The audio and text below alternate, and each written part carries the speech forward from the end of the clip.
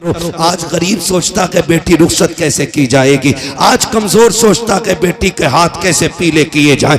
इसलिए कि मैंने कई गरीबों को कहते सुना कि रिश्ता पक्का तो कर देते, लेकिन बीच में ईद आ रही है, 1 लाख का खर्चा बढ़ जाएगा, ईद के बाद रिश्ता पक्का किया जाएगा। यार जो गुंजाइश वाला है वो तो कभी भी कर सकता है, लेकिन गरीबों का जीना हराम किया है ऐसी कसरत दौलत दिखाने वालों ने जो 1-1 लाख की ईदियां दे रखे हैं। कोई फायदा नहीं, कोई मकसद नहीं। इतने आसान कर दो निकाह ताकि अगर कोई गरीब बेटी जब हाथ पीले हो तो रब का शुक्र अदा करे और मचल के कहे मालिक तेरा एहसान है, तूने हुजूर की उम्मत में पैदा किया है जहां गरीब बेटियों को रब ने ये हक दिया है कि जहां अमीर मुस्कुराते हैं उसी सफ में गरीब भी खड़े होकर मुस्कुराया। नारे तकबीर, नारे रिसालत, पैगाम हक कॉन्फ्रेंस, मुफ्ती हम्माद रजा मुरादाबादी।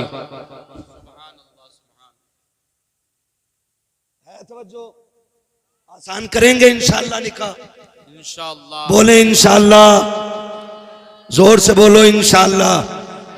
हाँ सब नहीं, बहुत गौर से सुन रहे हैं। चलो कोई बात नहीं, कुछ ये सोचते हैं मुझ पे ही बोल रहे देखें, होता है ऐसा। कहते हैं चोर के पैर कितने होते हैं। किसी को भी कहो कि मौलाना मुझे ही कह रहा होगा, मेरे पड़ोस वाले ने जरूर कही होगी। ये इस तरह के ख्यालात पैदा होते हैं। तो रिश्ते आसान करें, रिश्ते आसान करें। मैं सिर्फ एक बात जानता हूं, ये फ्रिज, गाड़ी, मोटरसाइकिल, कारें मांगने वाले लोग हो, मैं सिर्फ एक बात कहूंगा उन लोगों से जो मांग मांग के जहेज लेते हैं, यार जिसने बेटी दे दी उसने सारी कायनात उठा के दे दी। बेशक बेशक, मानते नहीं इस बात को जी। जिसने बेटी दे दी उसने सब कुछ दे दिया, सब कुछ दे दिया। उसकी हिम्मत को सलाम कि 22 साल 18 साल पाल के किसी अजनबी के हवाले कर देता है। और उसमें भी कह रहा पिलाई जो थी ना आधा इंची कमजोर रह गई, क्यों इस पे भैंसे बांधेगा? 2 इंची की पिलाई चाहिए बेड में,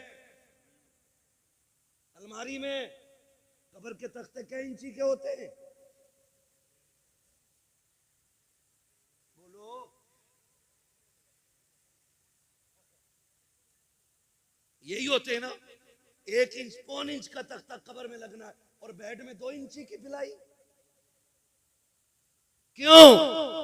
क्योंकि कब्र का तख्ता खुद अपनी मालियत से खरीदा जाता है, इसलिए 1.25 इंची से काम चला रहा है।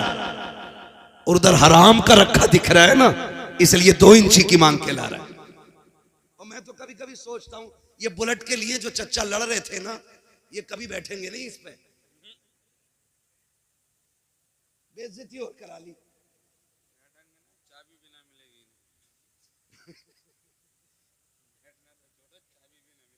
चाबी, मैं एक बात कह रहा हूं, बेगानी शादी में अब्दुल्ला दीवाना भाई जिसे मिलेगी वो सोचे, तू क्यों मरा जा रहा चच्चा? तू बैठ की पिलाई की नहीं, कब्र के तख्तों की फिक्र कर। हमारी कंडीशन क्या है? दूल्हा बनता है बेटा, और बाप की खुशी का उस दिन ठिकाना होना भी नहीं चाहिए, क्योंकि ये बाप है और जो दूल्हा बना वो इसका। इसमें भी शक है क्या? वो इसका बेटा है। ओ भाई अपने बाप ही का तो बेटा होता है ना दूल्हा। तो फिर भी कुछ सोच रहे कहीं मौलवी पकड़ ना ले किसी मसले में। मैं पकड़ने नहीं समझाने आया हूं, वो इसका। और ऐसे ना आज बैग यूं दबा के इधर इधर इधर इधर, खाना ठीक है, रोटी तो कच्ची नहीं रह गई, मिर्च सही है, हड्डी तो बेकार नहीं है, इसकी तो हड्डी ठीक है, अब तू लड़की वाले की हड्डी और चबा ले। ये कंडीशन होती है हमारी शादियों की। मजाल है जरा सी नमक तेज हो जाए, रोटी कम पड़ जाए, बिरयानी ज्यादा हो जाए, रोटी कम रह जाए, फजीते करते हुए चलते हैं। हाँ हाँ क्या खिलाया है उसने? उससे 2 लोगों को रोटी सही से नहीं दी गई। वो बेगैरत 2 रोटी की बात करता है। जब तू बारात लेके आया था ना तो 300 लोगों को हाथ जोड़ जोड़ के ला रहा था। चलियो वरना इज्जत रह जाएगी, चलियो वरना लोग जलील करेंगे। 4 आदमी बारात में आने के लिए नहीं थे। वो तुम्हें खुदा का वास्ता, जब बेटी वालों के घर जाया करो, आधी रोटी घर खा के जाया करो, आधी बेटी वाले के घर खाया कर। अगर तेरी आधी खुराक की वजह से किसी बेटी के बाप की इज्जत रह गई, अल्लाह कयामत में कम नेकियों के बावजूद तेरी इज्जतों को 4 चांद लगा के नारे तकबीर, नारे रिसालत। वाह वाह, बहुत खूब हजरत। कई बरातियों की जेब में जंजीरें हमने देखी, रसमोले लेके चलते हैं, ये सारी चीजें लेके हम चल रहे हैं। ना करो, क्योंकि बारात का खाना 8 दिन की मेहनत नहीं, किसी बाप के 18 साल लगे हैं, किसी के 15 लगे हैं। ये तो उस दिन पता चलेगा ना जब अपनी बेटी की रुखसती की बारी आएगी, तब पता लगता है इज्जत क्या होती है, हक बात है, हक बात। तब पता चलता है जिल्लत क्या होती है। हाँ, मुखिया बना फिर रहा, कह रहा बोटी ठीक है, सब कुछ नाप तोल के इंच लगा के सारा लिया। और जब निकाह में इमाम साहब ने कहा, कह रहे कितने चल रहे हैं जी, तो मौलाना ने भी कह दिया जब सबके बढ़ रहे तो हमारे भी बढ़ा दो, 5 चल रहे हैं। ऐसे कूदा जैसे बरैया ने काट लिया। कह रहा तुम्हारे यहाँ नए तरीका, हमारे यहाँ तो 1500 चल रहे हैं। झूठ तो बोल ही देता है, चलें या ना चलें, बचाने की कोशिश कर रहा है। अच्छा, मैं भी कभी कभी सोचता हूं कि जो लोग 5 स्टार होटल में खा करके 100-150 रुपए टिप्स दे देते हैं, जब वो 3 रुपए 4 रुपए फायदा कमाने वाले सब्जी बेचने वाले से सौदा करते हैं, तो फिर उससे 1 रुपए के लिए क्यों लड़ते? मरे जाते। यार गरीब को दिया करो, गरीबों पे लगाया करो। इमाम ने 5000 मांग लिए, कह रहे आप बुलाओ कलवा के अब्बा को, उनको भी बुलाओ जिन्होंने रिश्ता कराया है। कहा ये पहले क्यों नहीं बताया था, यहाँ 5000 चलते हैं, हम तो मौलवी अपना लेके आते। मैं कहता हूँ गैरत कर, जब बेगैरती दिखाता है तब तुझे पैसे दिखाई नहीं देते, जब तुझे अपनी शान बनाने की बारी आती है तब तुझे पैसे कम लगते हैं। जब इमाम को देने की बारी आई तेरा कलेजा फट जाता है। ओ भाई, इमाम को ज्यादा से ज्यादा दिया करो, इसलिए कि बेनमाजी खाएगा तो कम मिलेगा, नमाज वाला खाएगा सवाब अल्लाह ज्यादा अता फरमाए। सुभान अल्लाह, सुभान। लेकिन यहाँ के फिर सुई नाप तोल करते, इसलिए निकाह आसान करेंगे इंशाअल्लाह, करेंगे इंशाअल्लाह। इंशाअल्लाह। सुबह से ही भूखे तो न रहेंगे। एक और वो कहते हैं ना बबर सिस्टम है, क्या कहते हैं उसे, खड़े में जो स्टैंडर कहते हैं,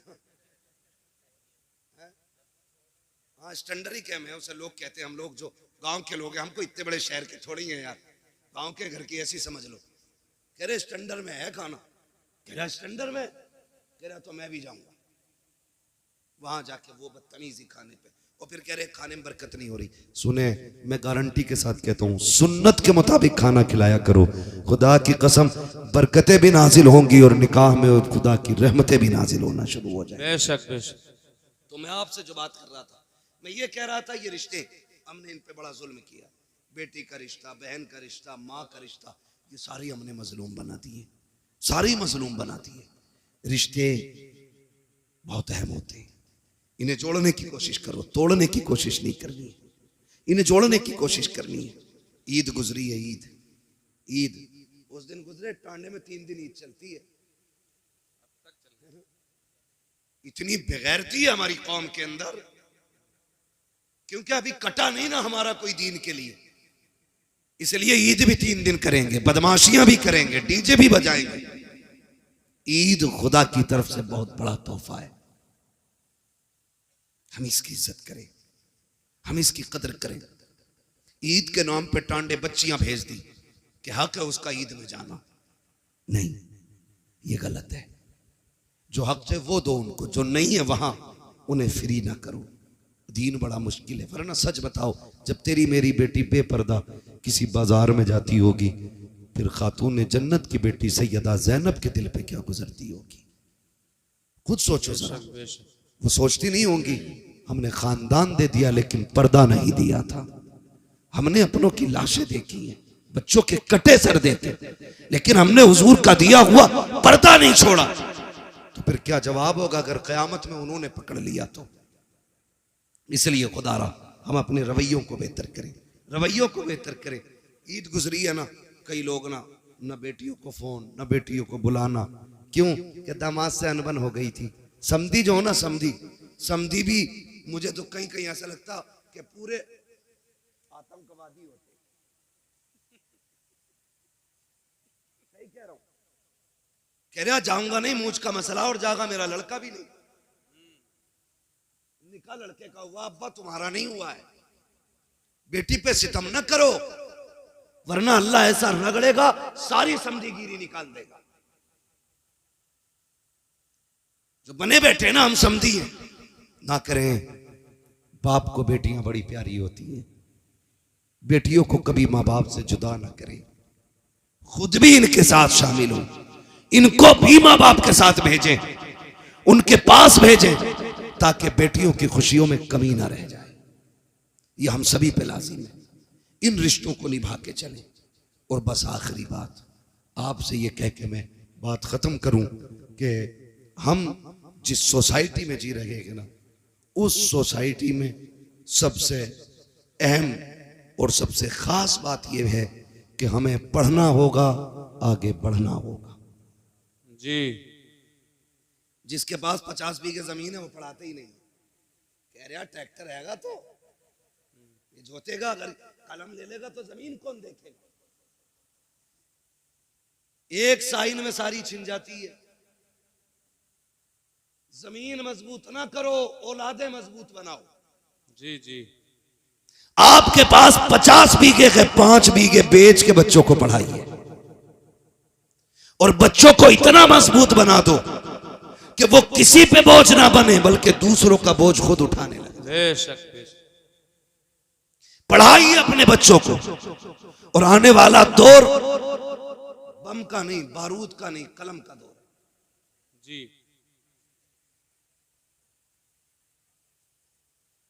ये बातें तारीख लिखवाते समय बता दिया करो, ताकि हम ये बता दें कि हम ये कब सुनाएंगे।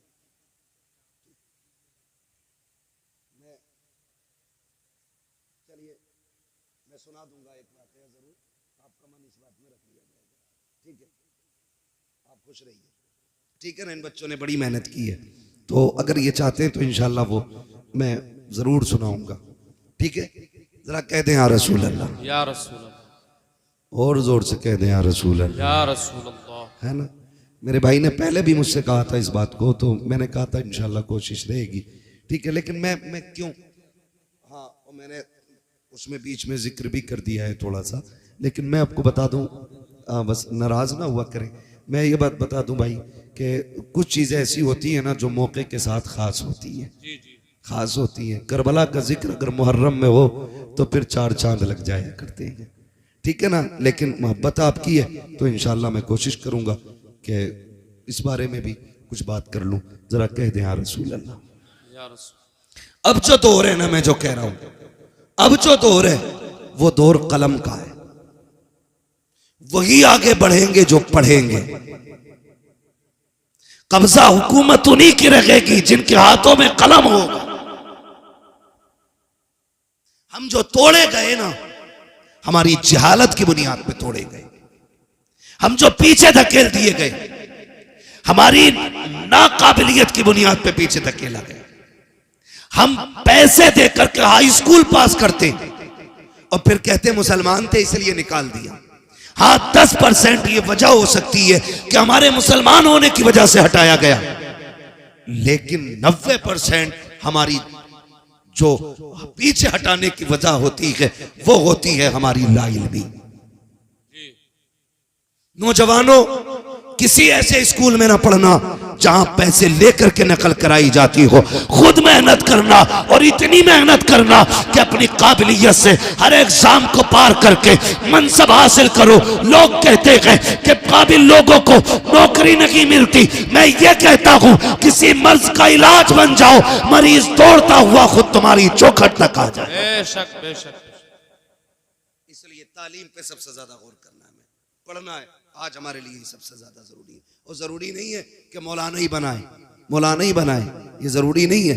दीन की बुनियादी बातें सिखाइए, फिर बेटे को IAS IPS बनाइए, फिर बेटे को आप एक दीनदार वकील बनाइए, उससे कहिए तुझे हक के लिए मुकदमे लड़ने हैं, तुझे सच के लिए कोर्ट में आवाज उठानी है। ऐसे बेटे बनाओ और फिर तैयार करो अपनी कौम के नौजवानों को।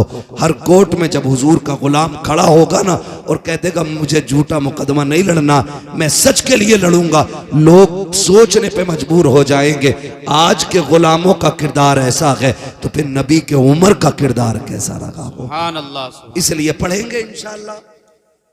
बच्चे बैठे, नौजवान बैठे, PUBG कितना खेल ले हो, बहुत दबा के खेलने हैं बच्चे। दबा के चल जाना, जिस कोने पे बैठ जाओ उठता ही नहीं। हाँ, हर वक्त यूं। क्या है ये, हमारा वक्त बर्बाद हो रहा है। कोई और कौम इतना नहीं खेल रही है, सच बता रहा हूं। हम रातों में चलते हैं, अगर रोड पे नौजवान मिले रात में हम समझ जाते हैं ये मुसलमानों का गांव है, और जहां वक्त से लोग सो जाते हैं हम समझ जाते हैं हम मुसलमान ही नहीं रहते, क्योंकि हमारा जो उसूल है ना वो बड़ा बेकार होता जा रहा है।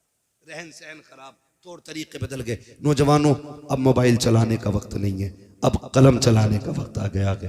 पढ़ो, आगे बढ़ो, ये साइंस तुम्हारे कदमों में होगी, ये तरक्कियां ये सब तुम्हारी होंगी, लेकिन शर्त है खेल छोड़ करके हमें तालीम की तरफ आना पड़ेगा। बेशक तालीम की तरफ आना पड़ेगा। ना हमारे अच्छे स्कूल हैं, ना हमारे अच्छे हॉस्पिटल हैं, ना हमारे अच्छे कॉलेजेस हैं, ना हमारे अच्छे मदरसे रह गए, क्योंकि मदरसों से तो लोगों ने नफरत इतनी कर ली ना, उन्हें लगता है कि ये मदरसे जो है ना सिर्फ चंदों के लिए हैं। नहीं, खुदा की कसम, अगर ये मदरसे ना होते हमारे चेहरों पे ताड़ियां नहीं होती, अगर मदरसे ना होते सरों पे टोपियां नहीं होती, ये मदरसों की देन होती है। तुम्हें क्या लगता है जो सरे हुसैन ने नेज़े पे कुरान पढ़ा था, क्या सिर्फ वो इमाम हुसैन का कमाल था? नहीं, खातूने जन्नत ने दूध पिलाते वक्त कुरान सुनाया था, सर कटा के नेज़े पे हुसैन ने कुरान पढ़ के सुना। सुभान अल्लाह, सुभान अल्लाह। जब दरसगाह ऐसी होती है ना तो फिर बेटे ऐसे होते, फिर बेटे ऐसे होते। मैं आपसे अर्ज कर रहा था, खुदारा रिश्ते बेहतर करें और अपने बच्चों को तालीम दें, पढ़ाएं अपने बच्चों को, खुद भी पढ़ें, बच्चों को भी पढ़ाएं। अल्लाह ताला हमारी नस्ल को कुरान पढ़ने, सुनने, समझने की मौला करीम तौफीक अता फरमाए। और हुजूर के सदक़े में अल्लाह हमारी नस्लों में उलमा, हुफ़ाज़, कारी, IAS IPS अल्लाह हमारी कौम में पैदा फरमा दे। आमीन कह दो भाई। आमीन। हाँ, यहाँ आमीन कहने वाली बात थी। तो पढ़ने की कोशिश करें। और मैं जमींदारों से, गुंजाइशदार लोगों से कहना चाहता हूँ, अगर आपके बच्चे किसी काम में लग गए हैं और आपके पास अब पढ़ने वाला बच्चा नहीं है ना, तो फिर आप ये तलाश करें कोई गरीब बच्चा हो जो आगे बढ़ना चाहता है, पढ़ना चाहता है, अच्छा है, ज़हीन है, अच्छे नंबरों से पास हुआ है, तो फिर आप अपने पैसे से उसकी मदद करके उसको पढ़ाएं और उससे कह दें अगर डॉक्टर बन जाए ना तो 6 दिन अपने लिए दवा देना और 1 दिन मदीने वाले के नाम पे तुझे फ्री दवाइयां बांटनी है। सुभान अल्लाह। करेंगे इंशाअल्लाह ये भी। हम चंदा करके, मेहनत करके जलसा कर लेते, हम मेहनत करके मज़ारों के गुंबद बना लेते, हम चंदा करके 5 लाख 7 लाख का मीनार बना लेते, तो हम पैसा इकट्ठा करके अपने गांव के अंदर एक IAS IPS नहीं बना सकते? बोलो, बना सकते कि नहीं? अगर हर गांव के अंदर एक IAS हो ना तो फिर कोई भी इलाका कमजोर नहीं होगा। जी, ये याद रखिए। हमारे तो प्रधान भी ऐसे अंगूठा छाप होते हैं, ऐसे जाके कह रहे हैं वाले से, भाई क्यों आए गांव में, जबकि गांव का मालिक प्रधान होता है। पुलिस वाले को इजाजत नहीं है प्रधान की इजाजत के बगैर गांव में कदम रखे, लेकिन चच्चा को पता ही कुछ नहीं है क्योंकि पढ़े ही नहीं है। पढ़े, काबिल बने, अपने हुकूक जाने, जो आपको राइट्स मिले वो समझिए आप, ताकि कोई कमजोरी पैदा ना हो, ताकि कोई कमी ना रह जाए। पढ़ेंगे इंशाअल्लाह, वादा करें सारे इंशाअल्लाह। पढ़ाएंगे बच्चों को, इंशाअल्लाह। पढ़ाएंगे कि दुकान कराएंगे? अरे बहुत पढ़ा लिया, अल्लाह को 10वीं पास है, चल बैठ दुकान बजा कर शटर खोल। 10वीं पास करा के ना और बैठा दिया दुकान में, है ना, और फिर लल्ला ने 2 ही चीजें याद की, यस और नो, बस वही काबिल हो गया। साइन करने हमें नहीं आते, हम कुछ पढ़ नहीं सकते, तो क्या फायदा। कोशिश करें आज ही से कि एक हम बंदा ऐसा तैयार करेंगे जो हमारे गांव का होगा और आईएएस होगा, आईपीएस होगा। ये तैयारियां करें अगर वजूद को बाकी रखना चाहते हो, वरना ये सोच लेना दीन तुम्हारे ऊपर नहीं है आया यूं रिशो तातार के अफसाने से, पासबा मिल गए काबे को सनम खाने से। हाँ, जिसने नबी की आल को कत्ल किया था वो यहूद और नसारा नहीं थे, वो इसी दीन का कलमा पढ़ने वाले लोग थे, वो हुजूर का कलमा पढ़ने वाले लोग थे। अल्लाह ने उनका ऐसा बेड़ा गर्क किया, आज उनका नामो निशान नहीं मिलता है। तो आपको क्या लगता है दीन हमारे ऊपर टिका हुआ है?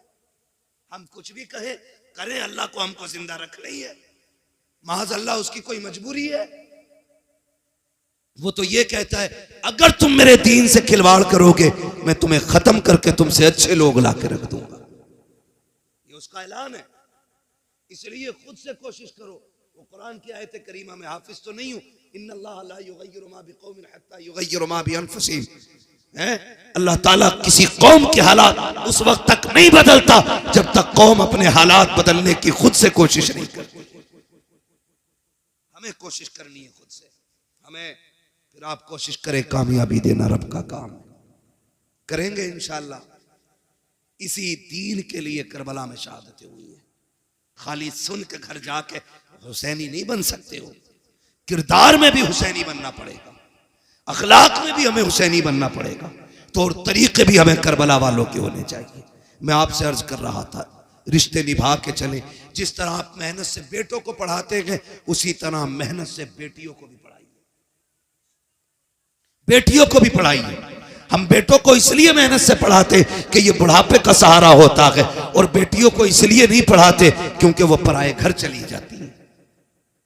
ना करें, याद रखें, बेटे बुढ़ापे के सहारे होते हैं, बेटियां आखिरत का सहारा हुआ करती हैं। सुभान अल्लाह। उन्हें भी पढ़ाइए। और याद रखिएगा, जब बुरे वक्त में बेटे भी साथ छोड़ जाते हैं ना, तो फिर बेटियां ही काम आया करती हैं। ये भी याद रख लेना, फिर बेटियां ही काम आया करती है अगर बेटे भी साथ छोड़ जाए। क्या तुमने नहीं देखा कितने बाप घर के बाहर बैठे मिलते, कितने वीडियोस रोज के वायरल होते कि वो कहता मेरे बच्चों ने निकाल दिया, कोई कहता बहू ने घर में नहीं रहने दिया, कोई कहता बेटे ने धक्का दे के निकाला गया। ऐसे बुरे वक्त में भी बेटियां काम आ जाया करती हैं। तुमसे गुजारिश करना चाहता हूँ, खुदारा रिश्तों की कदर करो। तुम जानते हो बेटी क्या होती है? आओ जरा दिल पे हाथ रख के सुनो, मैं बताना चाहता हूँ बेटी किसे कहते हैं। जब मेरा इमाम आखिरी बार करबला के मैदान में जा रहा था, सारे लोग एक एक करके शहीद हो चुके हैं, मेरे इमाम ने तैयारी मुकम्मल की है। और तैयारी करके जब आप अपनी सवारी, जिसको मुर्तजिज कहा जाता है, आप अपने घोड़े पर सवार हुए। आज इमाम आली मकाम जब घोड़े पर आए हैं, अपनी सवारी पर बैठे हैं, बड़ी तेजी से सवारी को इशारा किया है। एक मर्तबा नहीं 11 मर्तबा हुसैन ने एड़ लगाई थी, लेकिन वो मुर्तजिज जो बैठते ही हवाओं से बातें करता था, जिसकी रफ्तार बड़ी तेज थी, 11 मर्तबा इशारा किया, घोड़ा आगे नहीं बढ़ा। आपने कहा मुर्तजिज क्या बात है, क्यों आगे नहीं चलता है? क्या तुझे पता नहीं है ज़ैनब खेमे के दरवाजे पे खड़ी है, उम्मे रुबाब भी खड़ी है, जल्दी कर, अब हुसैन को यहाँ ना रोक, बल्कि खेमे की जल्दी से खेमे के आगे से हटा, करबला के मैदान में ले चल। सबकी बेकरारी बढ़ती जा रही है, आप कह रहे हैं लेकिन मुर्तजिज आगे नहीं बढ़ता। आपने कहा था मुर्तजिज मैं जानता हूं तूने भी 3 दिन से पानी नहीं पिया है, सुन मैं करीम इब्ने करीम हूं, सखी इब्ने सखी हूं, मैं तुझे तकलीफ नहीं देना चाहता, जा तेरी मर्जी है। हुसैन तुझे इजाजत देता है, चाहे तो नहरे फुरात जाके प्यास बुझा ले, चाहे तो कूफा चला जा या वापस शहर मदीना चला जा। ये कह के आपने जैसी सीन से पैर निकाला है, अल्लाह अकबर, मुर्तजिज वो घोड़ा कहता मालिक मुझे कुव्वते गोयाई अता कर दे, अगर आज भी मैं नहीं बोला मौला हमेशा के लिए रुसवा हो जाऊंगा। जब मुर्तजिज ने इतना कहा है, अल्लाह ने उसको कुव्वते गोयाई अता की। लोग कहते हैं हुसैन का घोड़ा कैसे बोल सकता है, वो तो जानवर है। मैं कहता हूं अगर असहाबे काफ का कुत्ता बोल सकता है तो क्या अली के बेटे का घोड़ा नहीं बोल सकता? क्या बात है, क्या बात, बहुत खूब है। तवज्जो, मुझे नहीं लग रहा आप सुनने के लिए बैठे। बस जो हुए गलत उनको माफ फरमाए रब्बे कायनात। जिंदगी ने दिया साथ, फिर होगी मुलाकात। चमन रहा फूल खिलेंगे, जिंदगी रही फिर मिलेंगे। सारे लोग कलमा शरीफ पढ़ लीजिए, ला इलाहा इल्लल्लाहु मुहम्मदुर रसूलुल्लाह व मा अलैना इल्लल बलाग। अस्सलामु अलैकुम।